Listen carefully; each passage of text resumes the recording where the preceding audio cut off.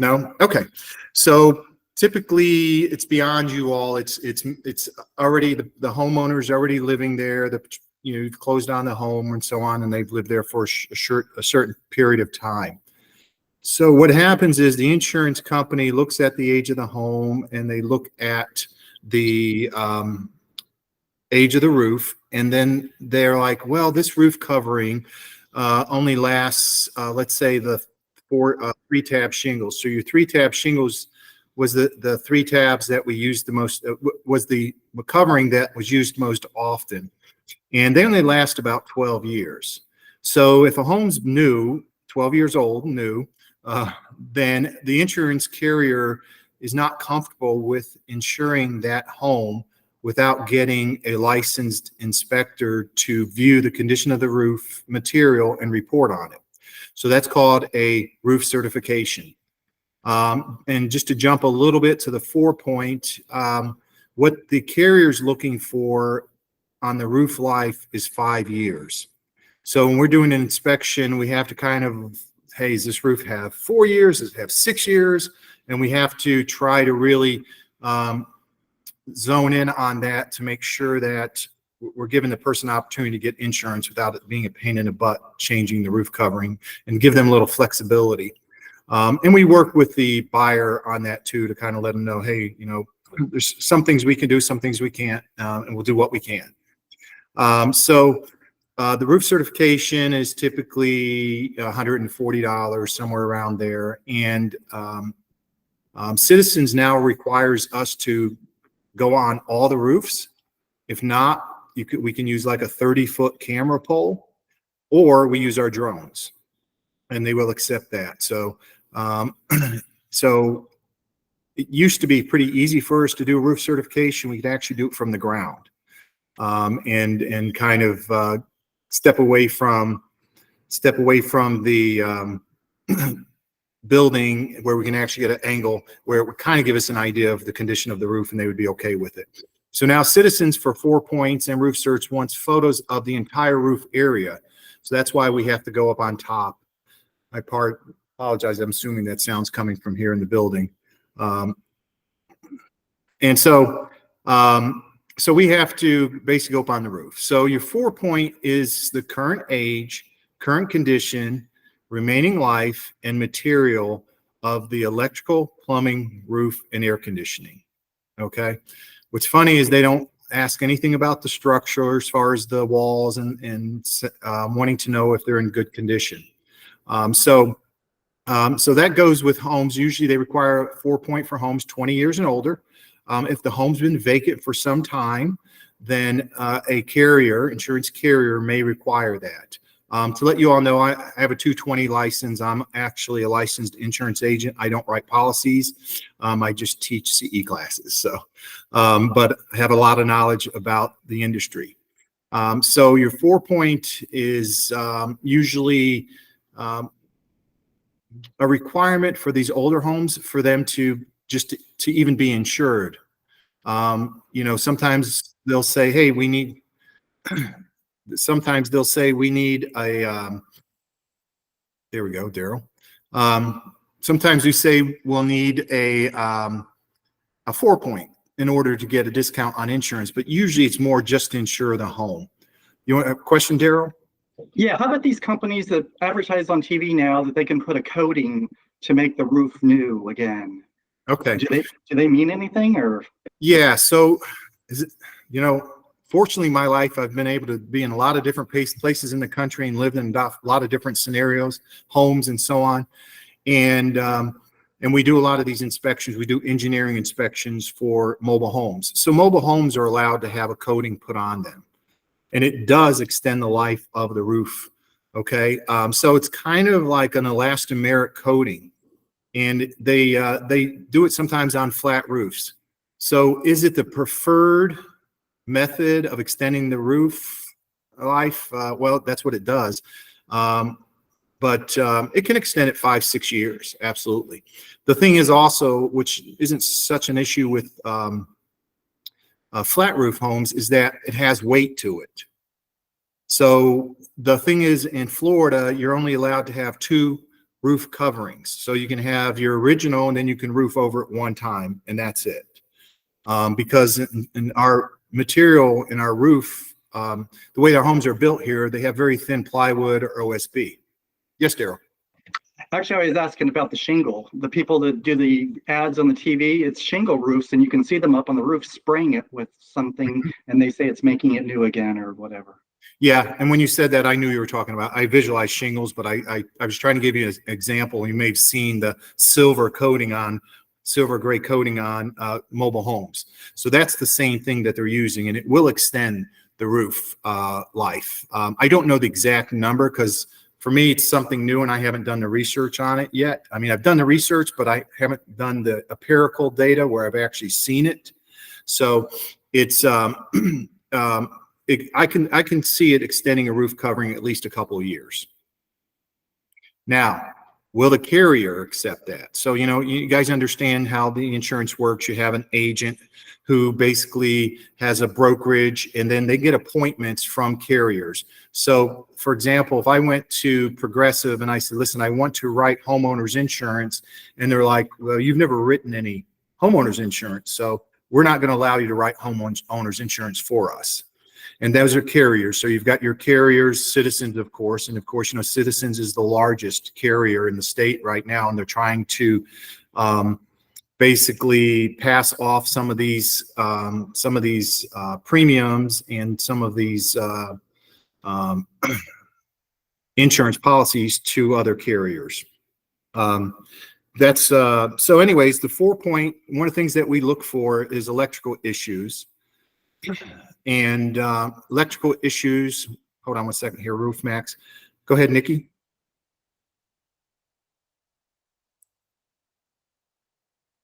Think Nikki was it? Raise your hand. I think she was just mentioning the company. Yes, it is Roof Max. Okay, the one that's promoting it. Okay. Yes. So let's see here. Let me think about Roof Max.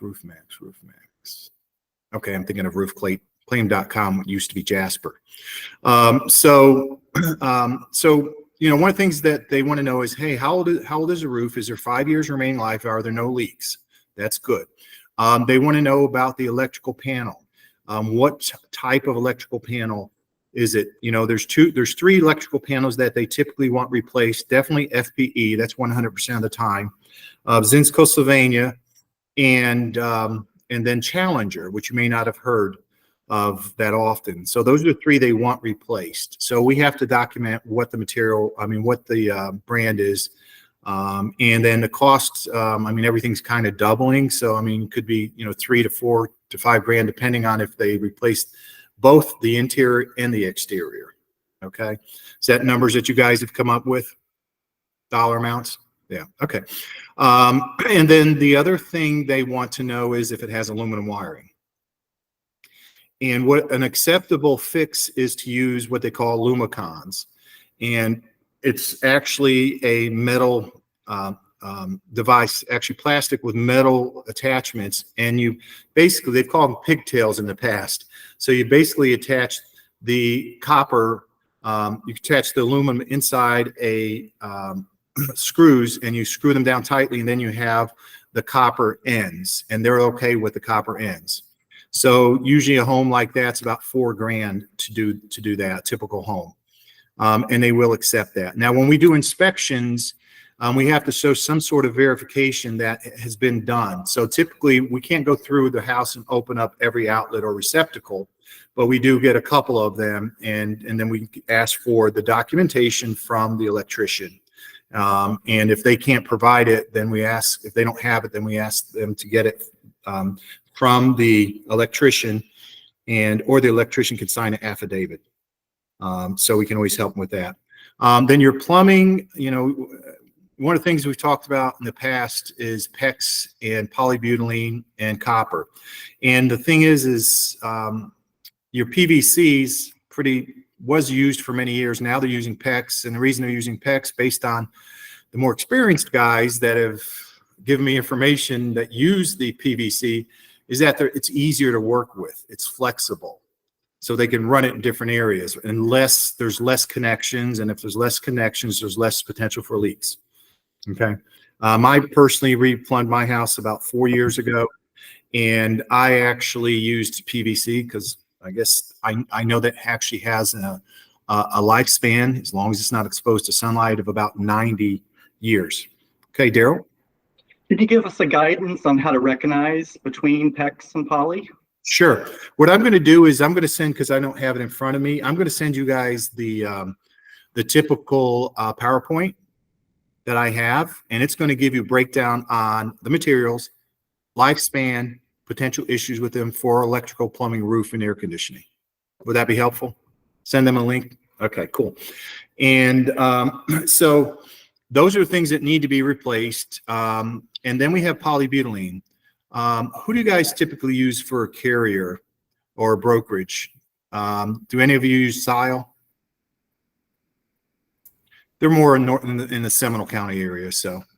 I know a lot of some of our agents do use them. Yeah. Cool.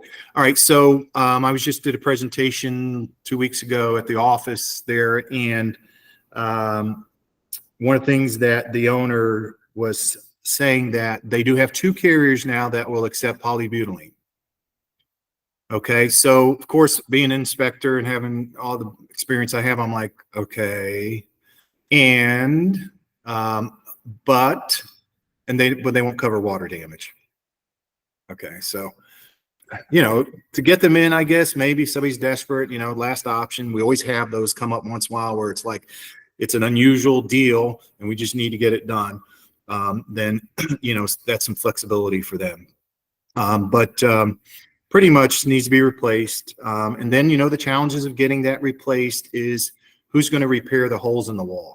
Who's going to, is it a 2-story? How they're going to run it and so on. And it's done every day. But, I just had somebody that I was going to refer out, but I asked them, do you do the repairs? And they're like, no. Well, do you have somebody? No. I'm like, I don't, I want to be able to provide full service to a customer. So, you need to have that in place. If you're going to do the job, you need to have somebody to help.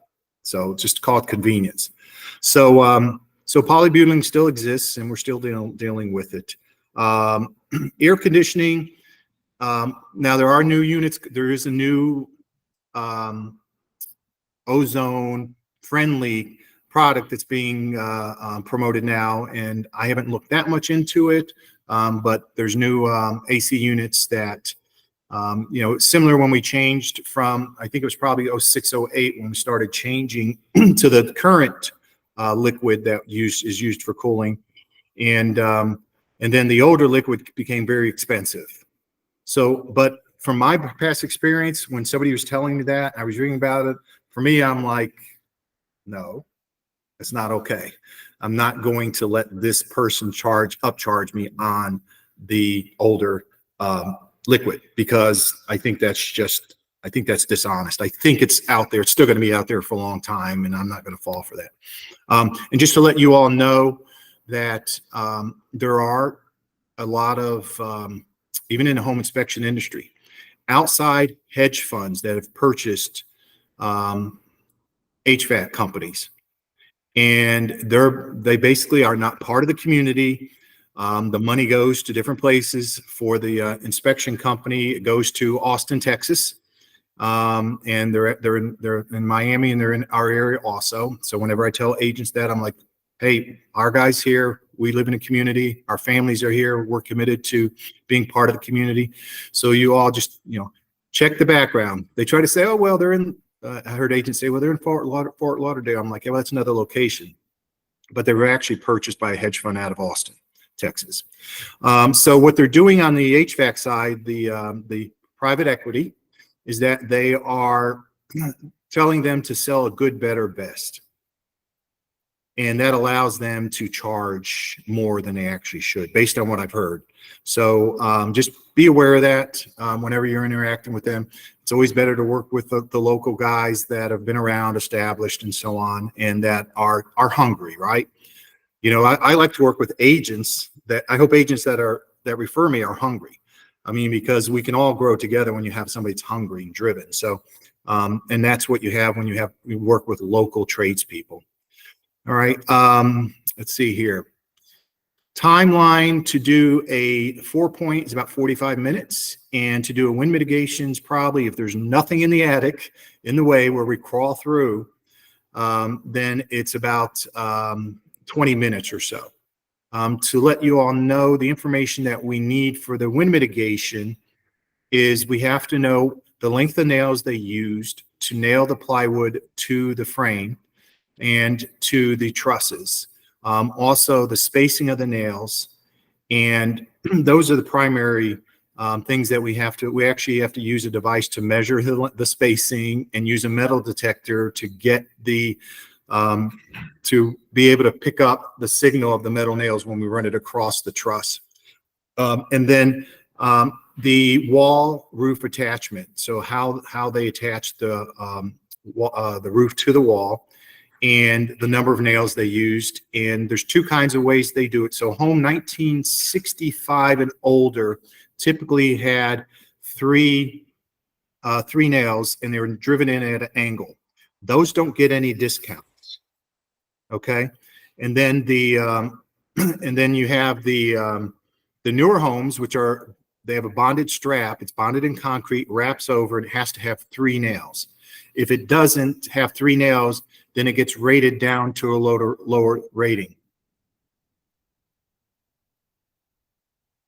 And so it's a challenge to do it right.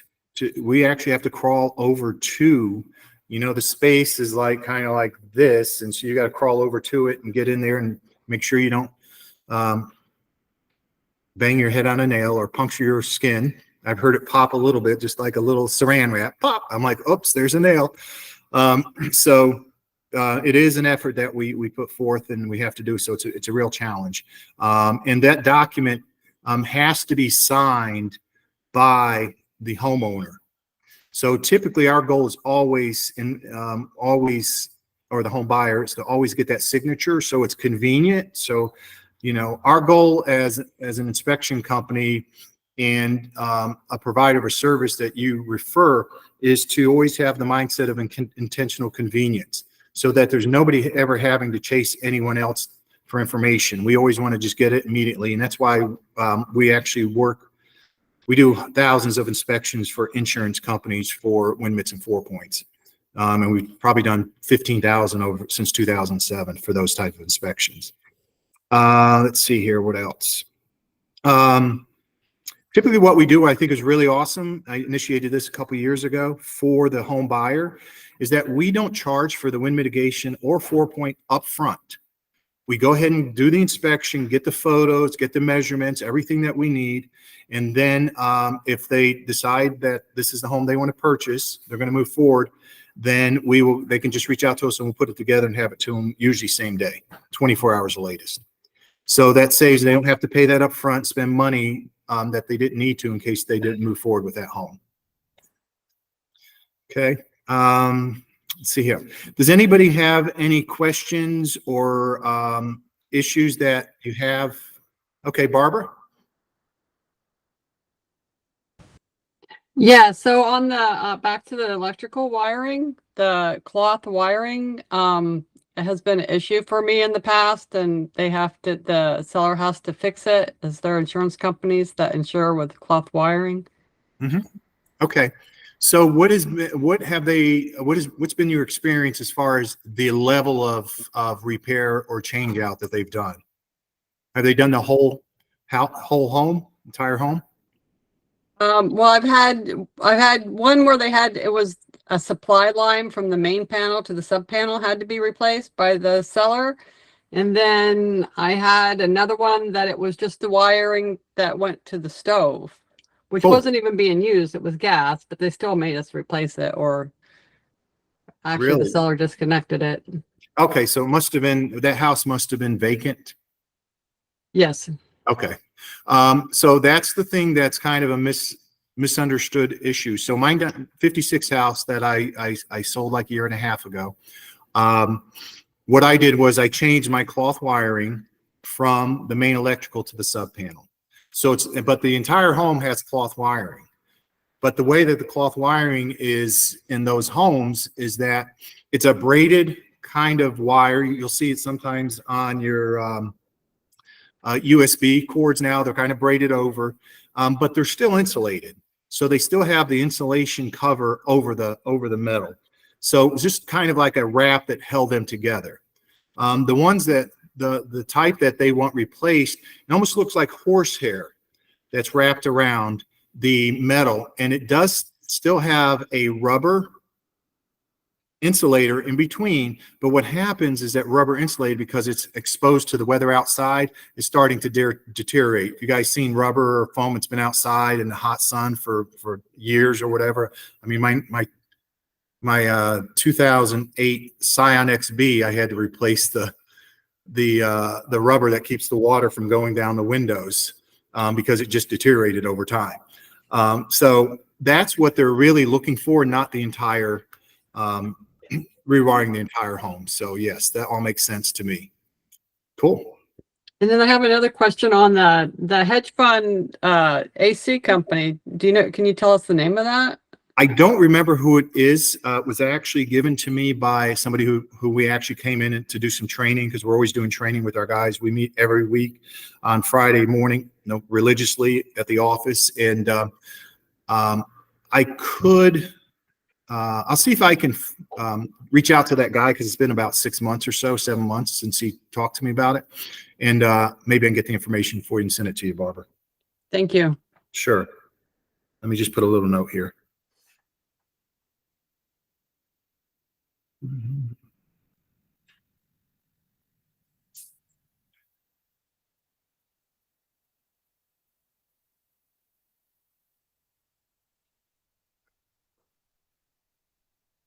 Barbara. Okay.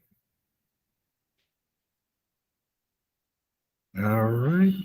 Okay, cool. Other questions, Errol? Part of the inspection always confuses my sellers, my buyers, and sometimes myself, is when it mentions that the incoming wire to the main is aluminum. And I always, yeah, but when they see aluminum, they panic. They're like, oh, we got aluminum wiring. Okay. And it confuses everyone. And I have to go back and ask the inspector, okay, does the whole house have aluminum, or is it just and I know the answer, but I want to, of course, explain everything to the buyer and seller how it is. Right. So one of the things we always do is my guys, it says it even on their report. Hey, did you summarize this on site with the buyer? Did you summarize this over the phone with the buyer? If not, did you let the agent know that you didn't summarize this, or you weren't able to get in touch with them? So one of the things our guys always know is to communicate and not say the house is going to burn down, right? Because we tell them that they're going to, we're finding them $100 if you do something silly like that. So, but what they use is braided aluminum. So the braided aluminum is acceptable. It's fine. It's just when it goes out from the breakers to, I call them like branch circuit wires, to the receptacles. And that's when it's a concern. And not always. There's actually aluminum wire. I think it's, I forgot the gauge size, but it's one thick aluminum wire that can be used to go directly to the shutoff for the air handler. And that is acceptable. So I've had agents call me and say, hey, this inspector says, and so I drove down there and I said, no, this is actually fine. You can have that one aluminum wiring one going there. But the braided ones are fine. That's what they use, and they're acceptable going between panels and from the main power supply. Cool. All right. Let's see what else. Oh, natural. Get Ryan. Okay, go ahead, Ryan. We have a question in chat. What is the price range for the inspections? Okay, so for the wind mitigation and 4-point, if we go out standalone and do those together, it's usually a combination. I believe we're somewhere like 258. But if we're doing them, that's like for a homeowner. So insurance company contacts us, they send over an order, and we go ahead and take care of that. So I believe for the home buyer, I think together it's like 179. So usually it's 99 for each alone when we're doing those. And then if they need a combo, it's 179. Okay. Okay. And what is your traditional inspection cost? Okay. So yeah, I was talking to somebody the other day that's going to be doing a presentation. I said, number one thing you need to know is how much your inspections cost, because that's a question we always get asked. I don't know the specifics because I know it's gone up, but I'm saying they start somewhere around 340. I know it was like 287 for years. And so I think that's somewhere around. Does that sound ballpark right? Yeah, about right. Cool. All right. And Juan Pardo? Hi. When we have a house that is about 10 years old, that's like kind of like that number where a roof could be or not be accepted by the lender, etc. By doing an inspection from you guys and getting the roof certificate, does that give us enough, I don't know, supporting dog to say, hey, it should be insured? Yes, it depends on the carrier. Some carriers will ask for a roofer to go out and confirm, which we're like, why? It's not rocket science. I have looked at, there's no roofer on this planet that's looked at more roofs than I have, because they're not replacing roofs every week. I've done 7 inspections in a day for a roof. So they ask them to do it, but what is their goal? They don't make money by inspecting roofs. And as a roofer goes, if I got to go out there, I'm going to charge $350 and I'm going to try to make money off the back end, because that's what I do. Exactly. Yeah. So for us, it depends on the carrier. I'm trying to think of one that's doing it. They've been much more flexible than they have been in the past. I mean, like 90% accept what we say. Citizens accepts us. And so if Citizens accepts us, they create the standard. Then most carriers should, unless they're on their way of getting out, like wanting to leave the state. And just to let you all know, it's not easy for a carrier to leave the state. At least it hasn't been in the past. They have to get approval from the Florida Office of Insurance Regulation, and they have to be able to pass on their policies to another company before they leave. Just let you know, during 2007, they started implementing the wind mitigation discount. And a large carrier, you can look it up online, State Farm was fined $2 million because they weren't telling their customers about it, and they were pushing everybody to Citizens. But because they are what you're called a captive provider. They only write their policies unless they've added something recently, where you have your brokerage, I guess Brown and Brown and other ones. They have different appointments, and they can shop it for you. So generally speaking, you can do the certification, the roof inspection, and then most of the time, or hopefully, the insurance. What is it? 5 years that you guys? Yeah, they're wanting to see 5 years of remaining life with no damage. More. Yeah, if there's a little damage, we'll say, hey, you need to replace that. The one thing about, and I'll expand a little bit farther. So your architectural shingles, we give those 22 years. All right, maybe 1 or 2 years more based on if it's in a shaded area and it's the granules are white because it deflects or deflects the heat. So they last a little bit longer. Your 3-tab, which pretty much aren't being, actually they started using them again, were about 12 years. The ones that the 3-tab material and manufacturing standards are better than they were years ago.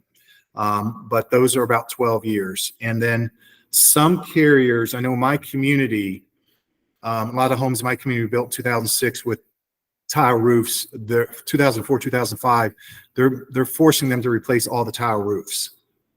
So, and what I tell people with a tile roof is that, and I'll get with you 1 second, Jenny. A tile roof, when I do an inspection for you all or my guys, they'll say, hey, it's 12 years old. Typically what happens is 15, 17, 20 years is that you will have a leak. It's probably 20, 30% chance you're going to have a leak in the valley. So the thing about tile roofs, I have them on my new home. That's what I put on it.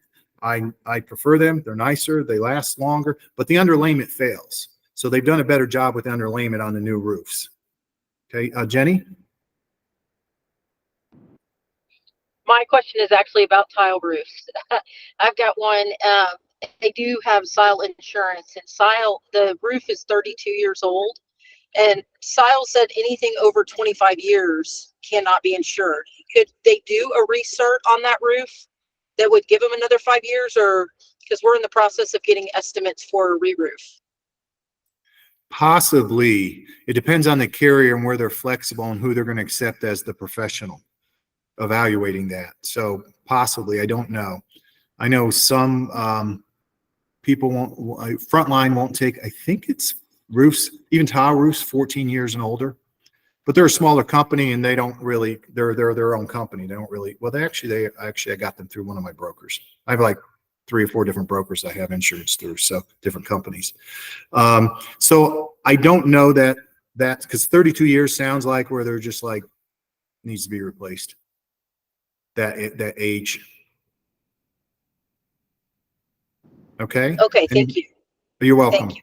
Sure. And any other questions? Cool. See if there's anything that's. I have one. Yes, go ahead. So what are just a real quick, what's the number on tile roofs where they typically want it replaced? It's basically, well, I can tell you the 2006 roofs, 2004, so that's what, 20 years? Mhm. In my community, they're replacing them up and down the street. Okay. Yeah. And it could be, Ryan, that builder, because that happened, and I've been around long enough, that happened 4, 5, 6, and then, it's Red Tail, which is in Lake County. So that had some, it was being built and then nothing was being built until later on. And I think potentially they had some quality issues with the builder. That's what I'm thinking. Okay. But so you think 20 is that number typically for tile? I would think so, because based on what I see, and I drive through the street every day, that almost like every month a new house is getting a new roof put on. Yeah. So they say it's 30 to 50-year roofs and all that, but but of course 20 is probably that number. What about metal roofs? Okay, let me back off real quick on the get back to that. So your underlayment's what's failing. So the material, like you were saying, hell, 70, 80, 90 years potentially. The concrete tiles that I have on my roof, that's going to last. It's the underlayment that's been failing. So metal roofs, 75 years. I don't know. That's how long they will last. I'm not sure that the carrier will provide it. I haven't heard anything as far as like, just based on my experience, because it doesn't have access to underlayment in the valleys and so on, typically. I'll check on you. I'll check that. I'll look that up for you and let you know. I'll speak to the carriers and I'll send that over to you. I'm assuming it's going to be at least 20 years. Okay.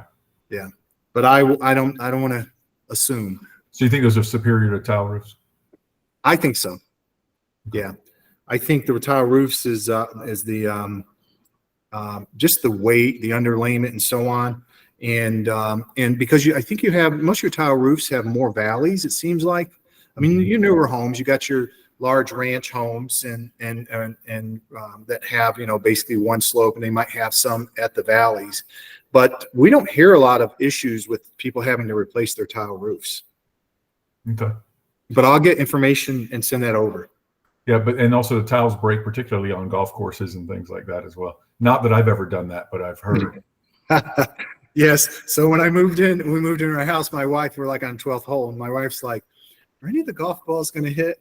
And I said, honey, we're on the left side, and there's basically a huge retention area or scrub area between us about, so someone would have to basically aim at our house. Now, if we're on the right side, then we'd be in trouble. So, but it hasn't been any ever made it to our roof or to our yard. And just real quick, some bit of information. Have you all familiar with Eastwood? Yes. In Alafay area? So the golf course there, when I first moved here in 2000, I used to play there, and there was a lot that they hadn't built on, and they actually built on like 2-3 years later, and it just juts out, and it gets peppered left and right with it's got, whatever. And, and my understanding, the rule is that if the golf course is there first, you have no recourse. Yeah. Okay. Any other questions? Daryl's got one. Cool. Just to share some knowledge on the retrofit for the truss to wall tie downs for the roof for the hurricane. I'm actually having that done next month I've got what 1,600 square feet in this house, and I'm paying like 1,850 to have that done for the whole roof.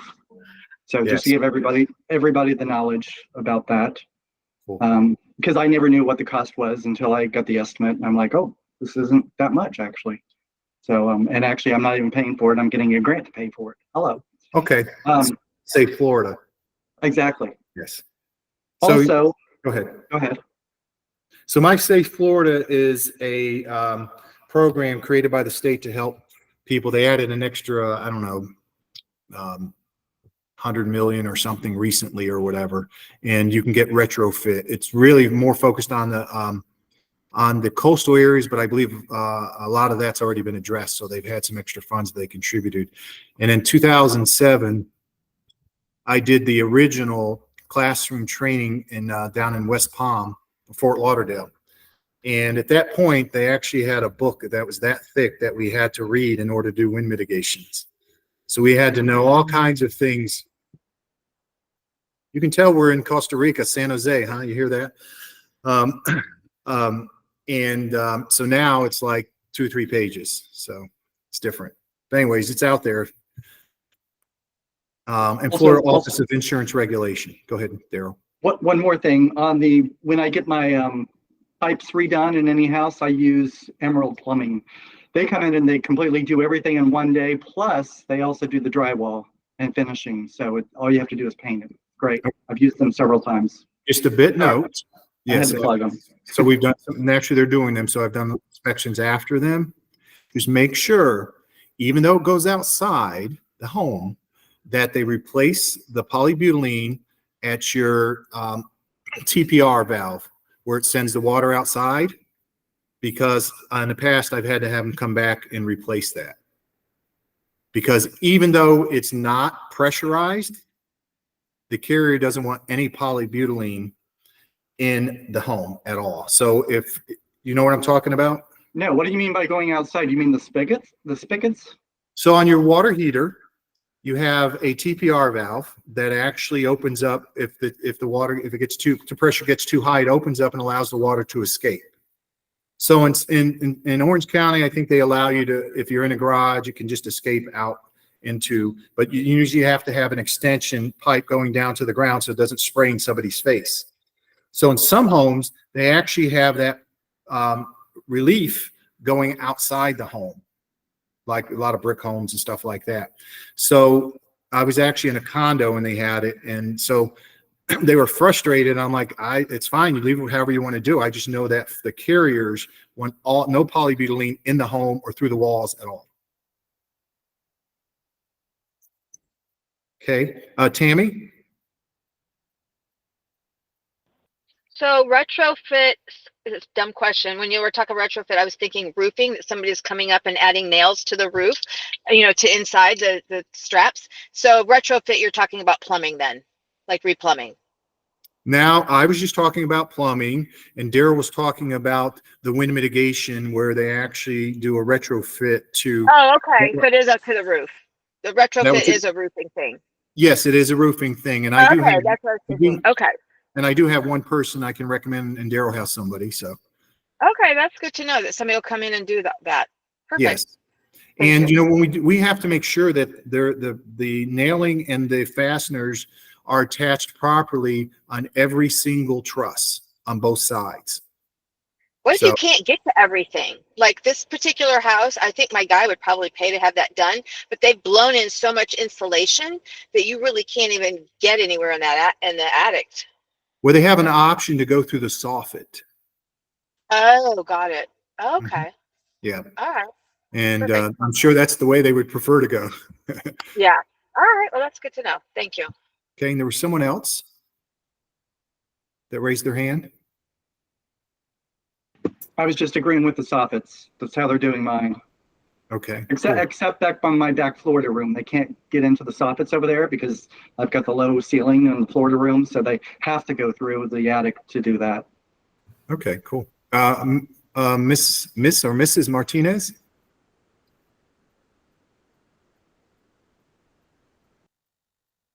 I can't hear you, Ryan. Can you hear me? Yeah, I think she's just in the chat. I don't think she had her hand up. Okay. she had a question about the plumbing company. Do we have any more questions for Mr. Kennedy?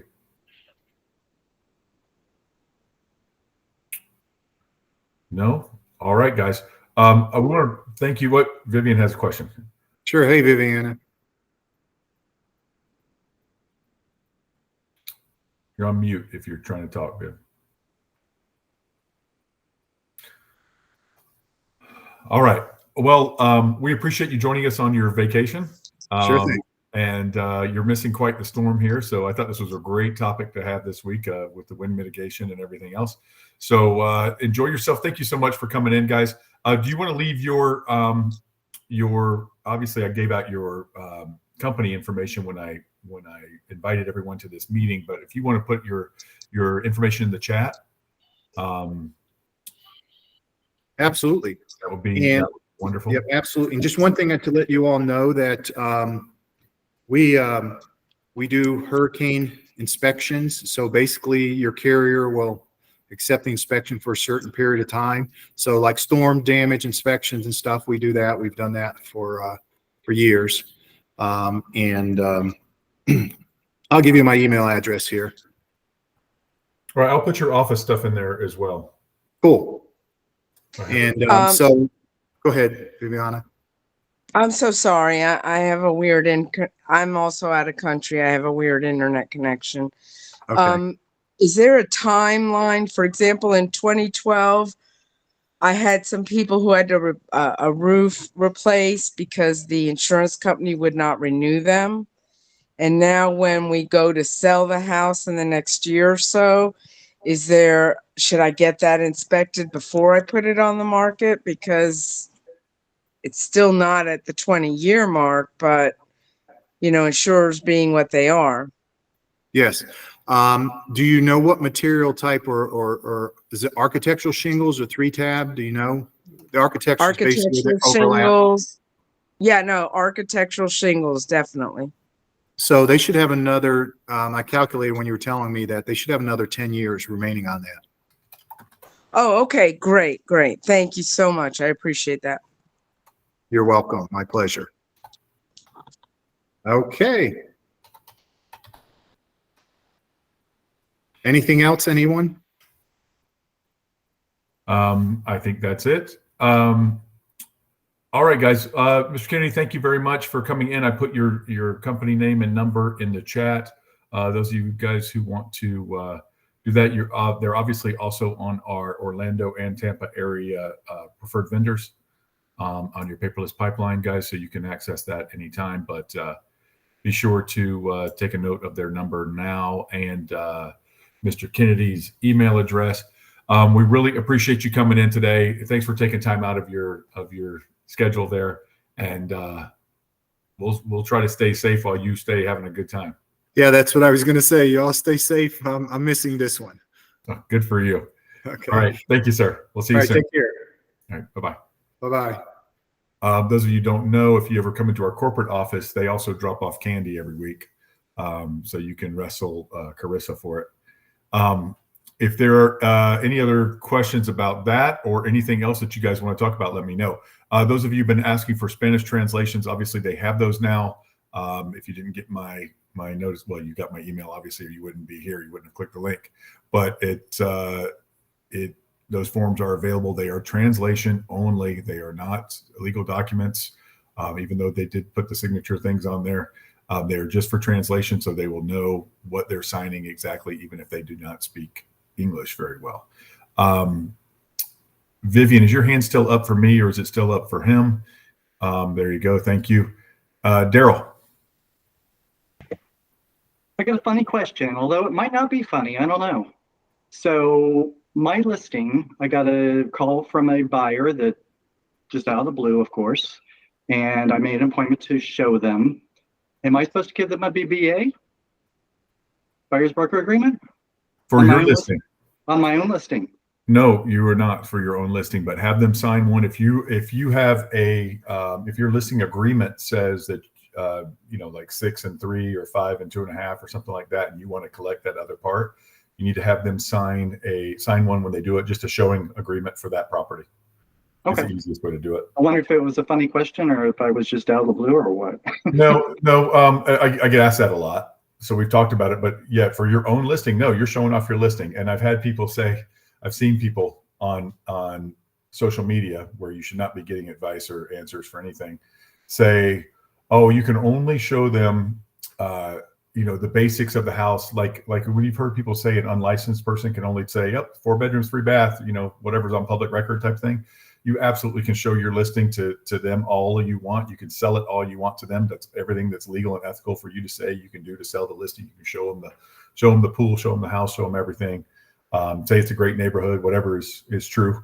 But when you sign that contract, when they sign their offer and you want to get paid, then they sign a showing agreement with you at the same time that says, for this unit, 123 Oak Street. I mean, if they're happy to sign a BBA for anything they want to do, if you make a good rapport with them and they're like, you can represent us anywhere, Daryl, then you can do that. But otherwise, they either sign a no brokerage representation or they sign a showing agreement. Which that's exactly what I did. I told them, I said, because the new rules, and it's fine nowadays in real estate, you don't have to sign a BBA, a buyer, and I don't say BBA to clients because I have no Buyer idea. brokerage, yeah. Exactly, but you don't ever say that to clients. You explain everything and you said, I can show you this house because it's my own listing, but if you want to see another house down the street or something, then you have to sign this form with me. So I explain it to them and they're fine with it. They have no big deal. Cool. So when they do it, you can just do, if they're not comfortable, signing a buyer brokerage agreement, because that says for the next 3 or 6 months or whatever, if they buy anything, they owe you. But they're only comfortable signing one for that unit that you have listed at 123 Oak Street. You can just use a showing agreement. Because the showing agreement's the same thing, except it's specific property or properties. Okay. Great question. That's not funny. Tammy. Okay, probably a dumb question. I did my commission disbursement and for closing Friday, and in the meantime, I decided to contribute $500 to the buyer's closing costs along with the seller. So do I have to redo that if it's just coming off of my commission, because that has to coordinate with actually what I really get? I need to redo my commission. Okay. Okay, because I did an addendum. Otherwise, the title company's going to, they're going to say, well, no, we did an addendum. Yeah, we did an addendum, but I guess you guys have to sign off on that. Of course. Yeah. Yeah. Okay. I told you it was a dumb question. That's right. That was the dumbest question I've ever heard. Exactly. I'm kidding. That's fine. Thank you for asking, Tim. There are no dumb questions, guys. I'd rather you guys ask what you think are dumb questions than do things wrong. It's kind of important what we do. That's why you guys get paid a lot of money when we have a closing, because it's important what you do. And I like to cover this every week if I can. These things that people sign are legal documents. These are real adults signing legal documents. You don't go down to the store and sign for a brand new truck today without it being a serious thing, right? It's the same thing they're doing when they sign a listing agreement or a buyer brokerage agreement, which, guys, buyer brokerage agreements, you got to get this in your head. They are just as important as listing agreements now, just as enforceable. They are legal documents. They're not the weak documents that we used to have that I've been pushing on you guys for 10 years. These are serious documents now. They owe you this money. And if they sign one with Malvis today and Daryl tomorrow and Tammy the next day, they owe all three of you. So they are serious and they need to understand that. Okay. And they get, I'm sorry, Ryan, my head is still spinning with all of these new rules and confusion. And I know I have been to these trainings and meetings and whatnot, but there has been so much information left and right. So even if they buy, or even if they don't buy, they still owe you that money. No, but if they don't buy, they don't owe you anything. But if they buy from, they use another agent, they sign one with you today, and then they go talk to Keller Williams agent next week, and they buy through them, they still owe you if they're still in that timeline. The buyer brokerage agreement says, and we've been over it several times. Yes. I don't want to bore you with it. It says if they find this property through you on their own, or it's presented to them by any other person, which means everybody in the world, 8 billion people out there could present them with a property or bring it to their attention. And if they close on it during that time, let's say you sign them up for the next month. If they don't close on it, if they contract it during that time, they owe you, and they owe whoever showed it to them, if that person's a realtor. Okay. All right. So it's a real legal document. That buyer brokerage agreement's a real thing, and it's 100% enforceable. Okay. Any other question? All right. First of all, we just got notice during this meeting that our office is closed tomorrow. Those of you who were planning on stopping by and seeing me in the office tomorrow, missed me maybe or something. I will not be there. Nobody will be there tomorrow because of the obviously the storm coming through. Our Tampa office, we decided was going to be closed a couple of days ago, so it's going to be closed tomorrow as well. The big fear, more than for our lives, is that our internet is going to be out.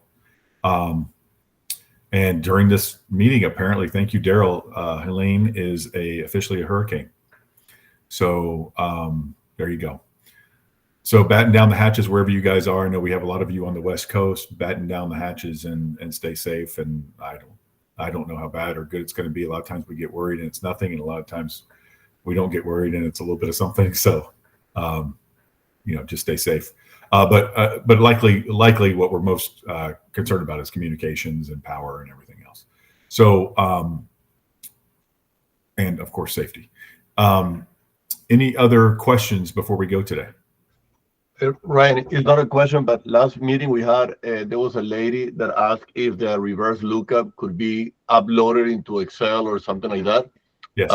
As far as I know, because I was playing with it, I didn't find anything to upload or download.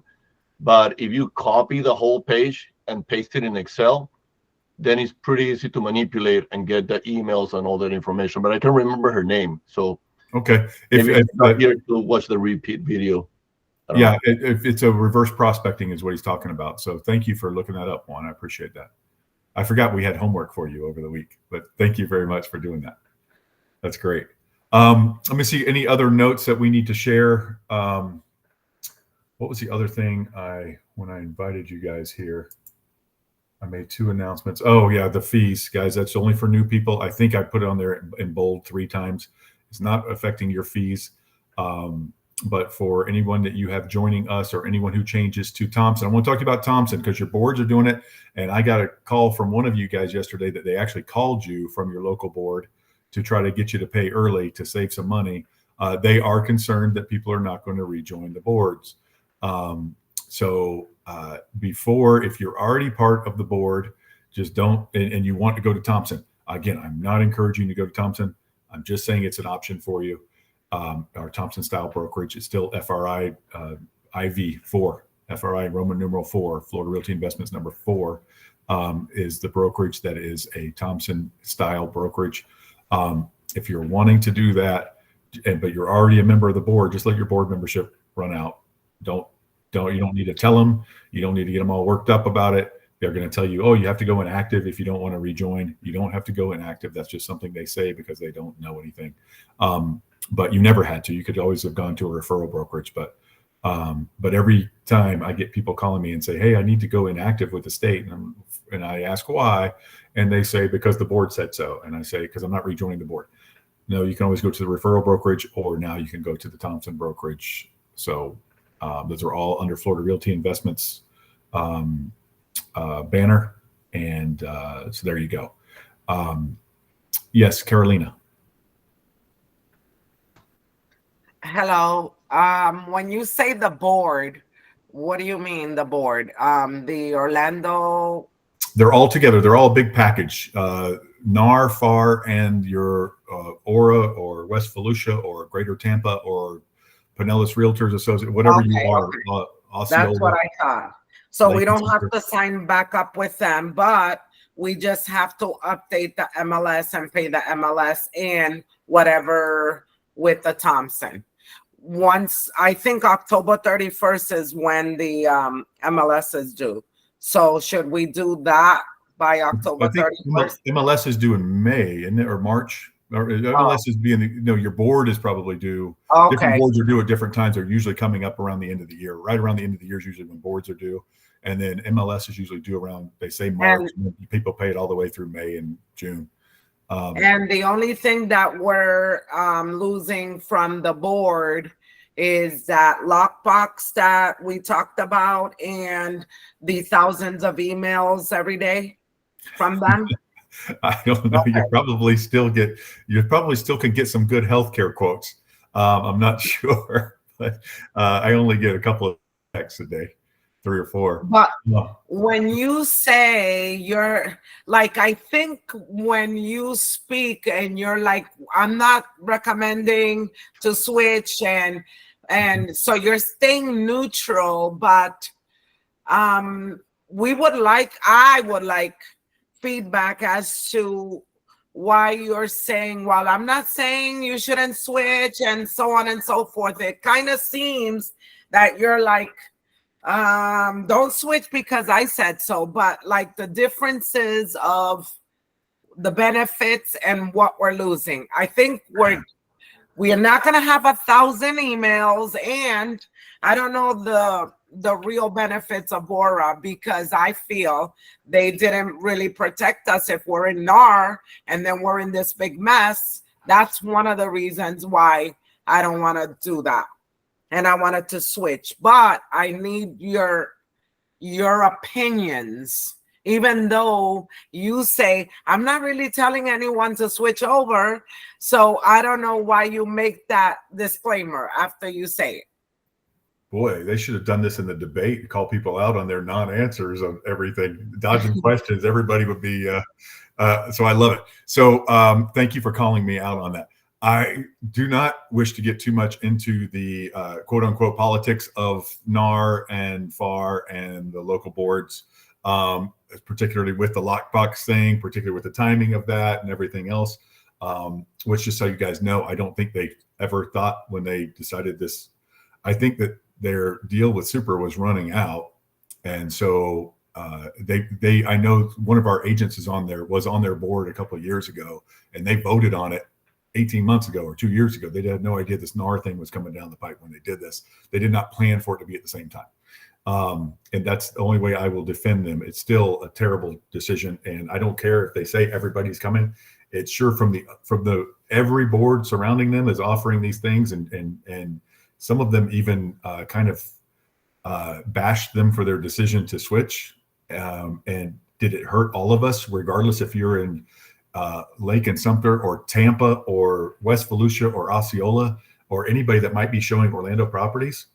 Absolutely. Or Orlando area agents trying to show other properties? Yeah, it hurts you to the tune of $18 to $20 a month that you have to pay now for 2 keys if you want reasonable, quick access. So the Thompson thing, part of the reason I don't want to tell you, because some things matter to people and don't matter to others. Some people love their local board. We have people, like I said, who serve on the local board.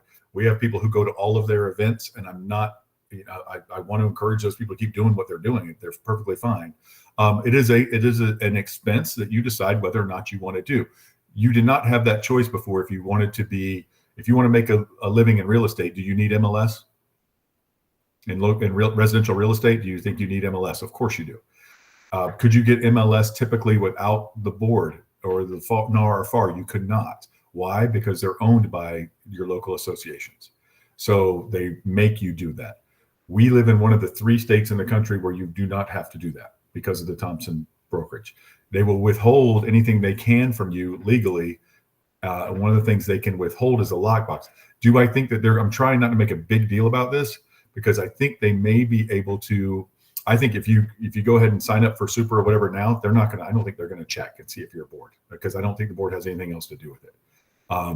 Unless you want your box to work, your key to work outside your area. So you might want to do that now. I would recommend that if you do that and you're going to go to Thompson, that you get all that key stuff figured out now, get on a regular payment with it and get it all done. And they might never take it away from you or anything. But the Supra and the Century, they go through the associations. It's very difficult to get on your own, is my understanding of it. If you had asked me 2 years ago, why would I not want to join a Thompson brokerage? I would have said because forms, it's hard to get forms too. But now everybody can use all the forms. They're on your MLS. They're attached to it through Transaction Desk. You will not have form simplicity because you will not be part of Florida Realtors.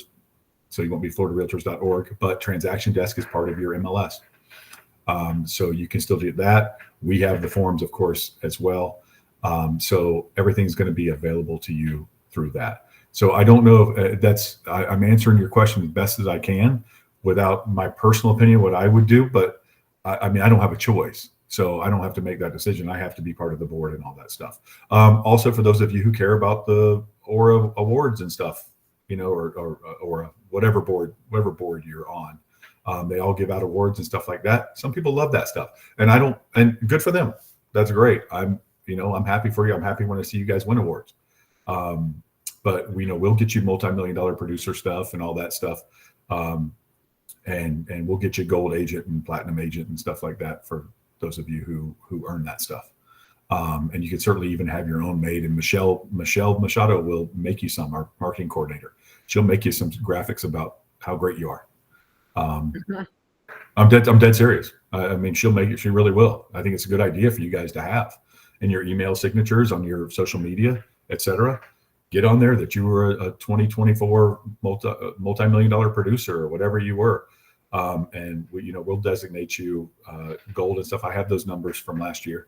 I'll get you guys all designated for whatever you qualified for. So you can be a gold producer if you produce a certain amount, and all that kind of stuff too.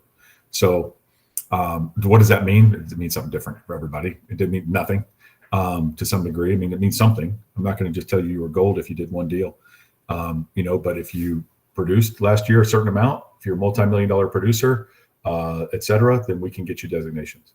So, when do we need to switch? By October 31st, if we decide? There's no date. I don't care what your date is. Whenever you're bored, and I'm talking to people who are members of 20 different boards on this call right now. So, okay. So whenever your board runs out, if you've already paid for your board, done that. Now we've already moved some people to that brokerage from the referral brokerage because they didn't have MLS at all.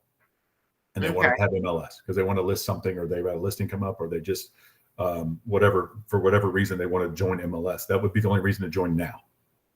Okay. Because if you don't have MLS and you want MLS, that's the only reason to join now. Okay. And I really am not encouraging you guys to do it or not do it. It's completely up to you based on what your situation is, because your situation is different from mine, different from Daryl's, different from Juan's. Okay. All right. Any other questions on that? Vivian, you had your hand up. I'm sorry if I lost you there.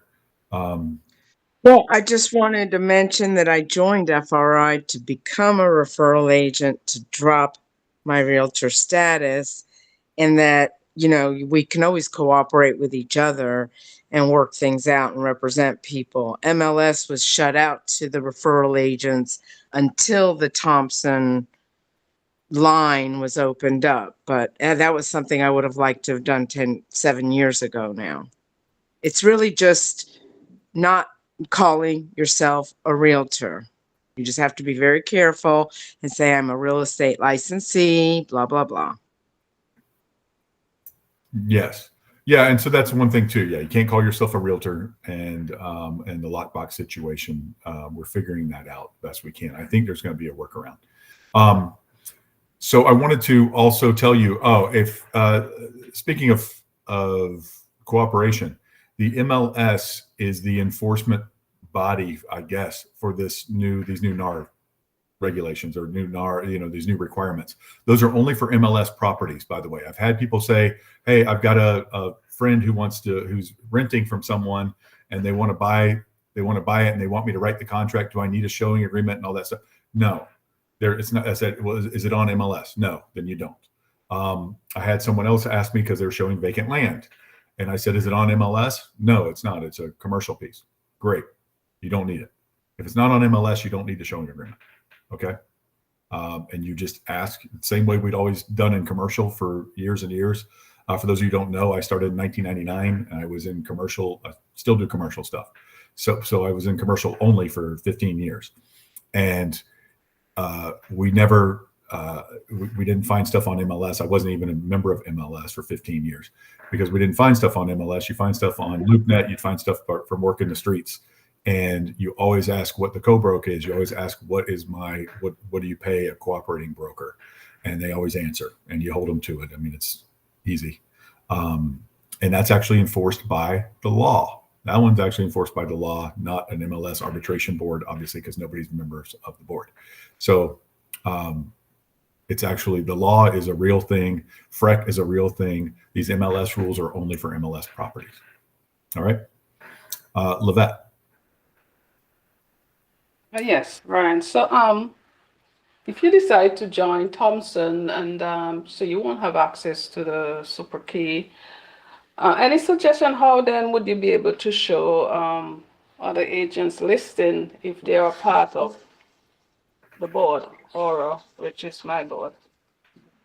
That's why I recommend that you get the key now and keep paying for it. And I don't think that'll be a problem, but I don't know for sure. But if listing agents want you to see the property, they'll let you in. The same way referral agents have been seeing properties for years. Okay. I say referral agents, just non-board members of all types have been seeing listings for years. Carolina. This CenturyLink box or whatever you call it, those are from Supra that we exchanged. So those keys, those electronic lock boxes were actually owned by the individuals that bought them. So I'm not sure that they can take that away from us if we're not part of Aura, because those are our individual, and it's a separate company that we pay for those keys. Well, yeah, you own them. They're just not any good anymore with Aura. And you can sign up with Lake and Sumter or Osceola. Like, you live in Claremont, so you can sign up with Lake and Sumter for their super key only. But if you want to show a property that Daryl has listed with Aura, he now has on CenturyLock, you've got to get the CenturyLock key on your app on your phone too. You don't have to use any of these boxes, guys. You can use one or the other, but you kind of need access to both now because that's what they've done to you. So even if you don't belong to Aura, but you belong to Lake and Sumter or Osceola, and you want to show properties that are listed by Aura agents, and they might be in Osceola or Lake and Sumter, there's plenty of Lake and Sumter properties that are listed by Aura members. You guys who are members of Aura, you've had listings in Kissimmee before, you've had listings in Claremont before. If Carolina might be across the street from your house, but it's listed by Daryl and it's got a CenturyLock. So I thought that if you had if you didn't have it, you call Daryl and he'll give you an access code. But if you don't have the app on your phone, the access code isn't any good. I mean, you can't punch it into the box. So then that means that we have to have it. We have to subscribe to it if Correct. we want to show properties that are. What about Supra if we don't have that anymore? Same thing. You got to become active with Supra as well as CenturyLink or CenturyLink. Yeah. If you want to go show those properties, yes. Oh my gosh. Oh, wait, Jika, there's a code that you don't need the app for? Okay.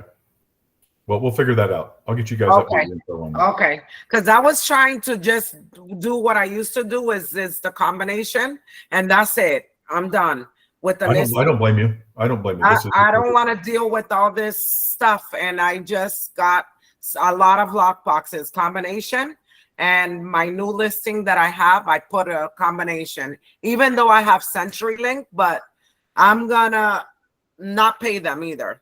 I tell people that's how we did it real estate for years and years and years, was with combination lock boxes.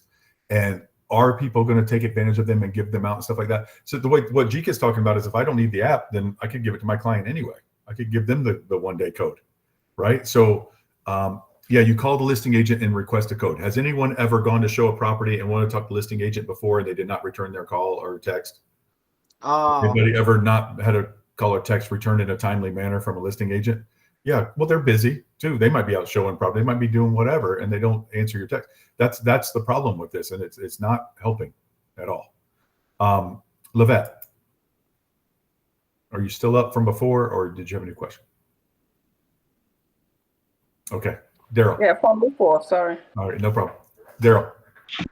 What I do with my listings, because I have a lot of listings when I get listings, I don't have a lot of listings. Anyway, when I get a listing, I live kind of right on the borderline of Osceola and Orange now. So I put a combo lockbox on all my listings I want to make sure that I can get those buyer's agents in that house. So you put the combo on there and you don't have any problems with it. So that's the easiest. Make it easy for people to show your listings. That's the number one thing. It is, and people say that it's a thing, but I'm going to talk to Jika and find out what he knows about that.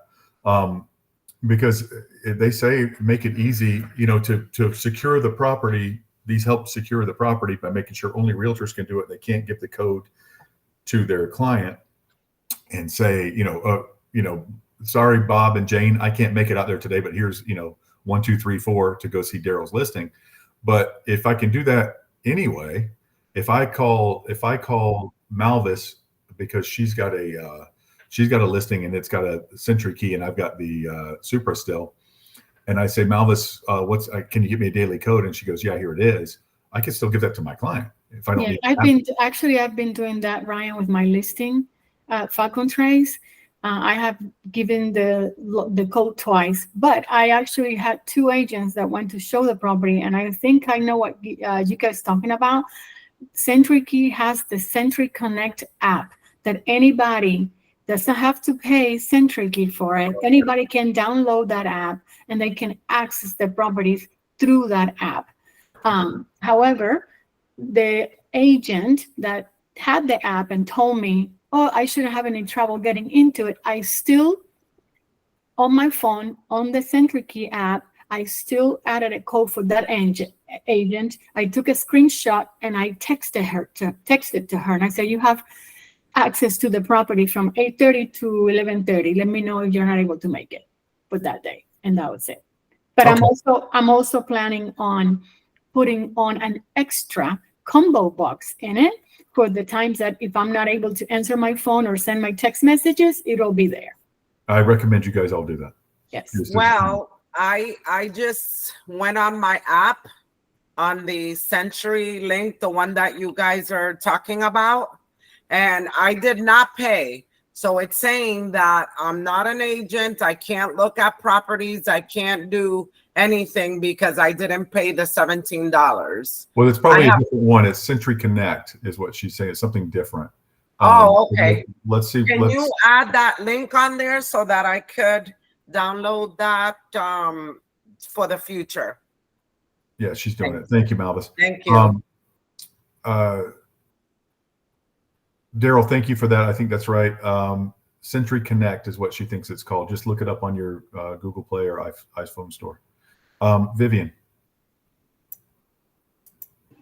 So in the 7 years I haven't been a realtor and I haven't had a Super Key, I text the listing agent my contact information, my broker license number, whatever, so that they have a record of who it is that's accessing. And I try to pinpoint the day and time as well, that I'll be there just in case something else is happening at the house. But there's no reason you should be denied access to any listing because legally, as listing agents, our responsibility.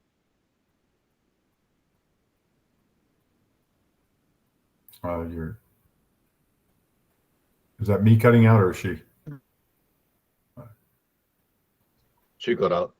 Okay. You said earlier she's out of the country and she was having internet connections.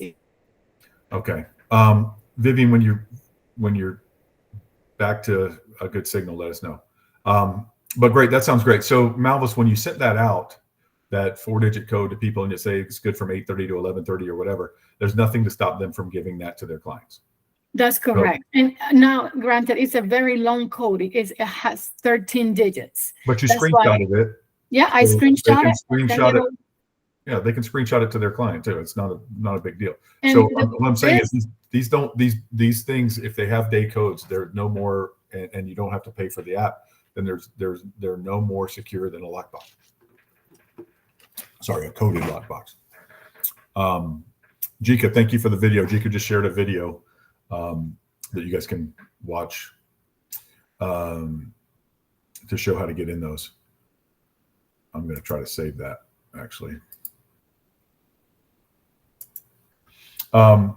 Okay, so any other questions before we go? Barbara. Yeah, I have a listing in Citrus County and I have another one in Volusia County, like very northwest. And the agents that have been showing those two listings, they're all Supra. They don't have Century. And I've been able to send them codes and they've had no problem using the Century lockbox. Okay, well, there you go. So that answers our question for the Thompson brokerage as well. But yeah, so you got to drive to those listings and place those boxes when Yeah. you switch out. So earlier, Carolina, you asked, yes, you own those boxes. Yes, they gave you free ones if you returned them. They exchanged them if you're a member of Aura. And now those work. So so really there's no harm done there. But it's just the $20 a month that everybody has to pay now for two things, or they have to get day codes. I think it's worth $20 a month to be able to go access properties whenever I want. But that's my opinion, and it's unfortunate, but they've added that to it. You're on mute. Go ahead, Carolyn. But then you would have to do Supra as well, because apparently people are having both. That's what I'm saying. It costs you $20 a month, 20 extra. It's costing you $40 a month. Instead of it's always been 20 because you've always had right. one, and now you have I think it's 17, but yeah. But I'm curious to know how agents, like I'm curious to know if people are still busy, or are their listings staying longer? Are you having issues selling your listings? Or I'm just curious because it seems very slow.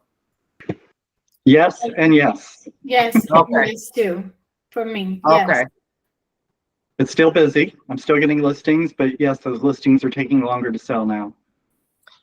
What would people say the average, a month, 2 months, 3 months? My particular neighborhood's 25 days. Actually, it's like 27 now. But I do that once a month. I update the neighborhood once a month to let them know. I let them know the average selling price. I let them know the average days of listing. I let them know the number of new listings, and I let them know the number of sold listings every month. So, and everybody loves that update. So gives you something to look at every month. And it gives everybody, so they know what their home value, the average home value is in my neighborhood. So. Yep, that's good. That's good. And yes, I can tell you overall, it's been slower.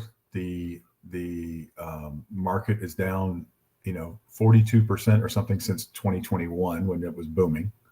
Our agents are down maybe half of that, 20%, 21%. So since then, so you guys have done a good job. But that's the way the market is, and that's the way it is for now. I do think it's going to pick up. I don't know if my opinion matters. I can tell you it doesn't matter for anything, but I do think it is going to. I think it's obviously rates are going to come down. Are coming down, and have already come down, and will come down a little bit more. But I also think the election is going to help. Just people holding back until the election's over, and regardless, it doesn't matter who wins. It's going to pick back up because it'll be over. As someone pointed out, I think 10 of the last 12 elections, the market has picked up right after that. So values increase and transactions increase, but it's got to. There's been a lot of pent up demand. There's been a lot of people going through life changes like they always do. Like when you guys have a closing now, it's not people getting out of a bad interest rate to a better one. There haven't been a lot of people just moving around town for better houses or different houses or even school districts because they're not getting out of 3.5% into 7.5%. But they will do 3.5% to 5.5% if they want the house bad enough, and if they've had some life changes and they're ready to downsize, but they're not doing it in this market, kind of thing. I think there's a lot of that going around. I think it's going to pick up. So hang in there. You guys have already seen. I love it. You guys have already seen. Some of you I have dealt with this week. I've had 3 of you this week that were offered 2% and have gone after the extra percent. And before, if you had 2% and your client loved the house, that's what you were getting is 2% because you couldn't negotiate it. Now you can, and you guys have done it, and I love it. We've had some successful action on that. Literally 3 of you. 2 of them I know worked. I haven't heard back on the 3rd one. I don't know if I will, but wrote that extra percent in the contract as a concession. And so I don't know if Bonnie's in here, but Bonnie, you get back to me, then I'll know it was 3 for 3 on those. And good job going for it. Bonnie is in here. Let me know, Bonnie, if you're paying attention. Carolina. Another question regarding the listings. So if anybody has any buyers, 300,000, 320, 55 plus in Davenport, I have a listing and I'm offering 3% for whoever, you know, any buyer's agent. The question that I have, can I put on like a marketing or on the Facebook page saying I'm offering 3% or no? If you do not link MLS, yes. If, say that again? Do not link MLS. Don't do any link to MLS, then you can. You can put a picture of the house, what it offers, everything about it, all the information, but do not link it to the MLS. Do not use anything that links it to the MLS, and you can put 3%. Okay, like a regular picture and okay. Don't, Got it. Don't share it from MLS or to MLS. Do not link it in any way. It's just the safe way to do it. Got it. All right. And that goes for any of your social media or anything. Bonnie. Hey, I'm sorry. I was here, but I had to take a phone call. Great. So I didn't hear your question. I just heard you saying I'm not here. No, I didn't say you weren't there. Okay, so we were talking about, I was telling them that these new changes, it can be a good thing. Like the property that you were offered. I told them I had 3 of these this past week, and I heard back on 2 of them. I didn't hear back on yours, where you were offered 2% and you went after the 3rd%. So I didn't know how that worked out, if that worked out. Yeah, so it did work out, except I just opted to go for an extra 0.5%, because I kind of told my buyers, you know, I wouldn't go under 2.5%. And so, and they were offering like 25,000 less than the listing price. So I figured I didn't want my commission to break the deal for them. So I just lowered it to 0.5% and it worked out. The only thing I'm worried about is the title company sent me information saying, please confirm your 2%. So I sent them the compensation agreement and pointed out that the other 0.5% is on the contract. So hopefully that should be enough, right? There's no hopefully. It better be enough. Yeah. And if Yeah. Okay. not, let me know. Okay. All right. Thanks. All right. Just make sure, you know, check your pre-HUD, obviously, your settlement statement before your preliminary settlement statement. Oh yeah. Yeah, definitely. Make sure it's right. And if it's not right, let me know. Perfect. Well, let them know. And if they won't give you any. Yeah, I did. I sent them an email with all of the documents, including, you know, that, and, you know, spelled that out in the email as well. So. Okay. Perfect. Okay. All right. Thanks. Thank you. That's great. So that's an example, guys, of how this can be a good thing. You know, she would have had to take 2% before, because that's what it would have offered on MLS. And she did not. She went after it. And we had 2 other ones with similar results. They got all 3%. So don't be afraid to go after it. Yes. Any other questions? Wait, hold on a second. If for every new real estate you refer to Aura or joins Aura as a primary or secondary member, you will receive $50 off your Aura. Yeah. Okay. Your realtor dues are in the portal. They're due 10/31. So they're due 10/31. I think you're a member through December 31st. I'm not sure, depending on your board. So don't take my word for that. Check with your board. And October's last day if you're renewing, but if not, you'll have access till the end of the year. Okay, thank you. Ida already answered that. Thank you, Ida. All right, guys. Any other questions before we go? No. Awesome. All right. Thank you very much. We have some really cool stuff. I believe next week. Is next week the 2nd? Yes, it will be. We got some really cool stuff next week. Really cool marketing stuff. As you guys know, we're 100% brokerage. We do things to help you. You know, we recommend you guys pretend that we took 20%, 30%, and spend that on your marketing. We've got some really cool new technological stuff. Stuff that kind of blew my mind when I heard about it. And I think it's going to be great for you guys, and it's reasonable. And we're going to present that to you guys next week. So I look forward to seeing you all then, and have a great week. Stay safe, everybody. Remember, the office is closed tomorrow. Stay safe, and we'll see you soon. Bye, everybody.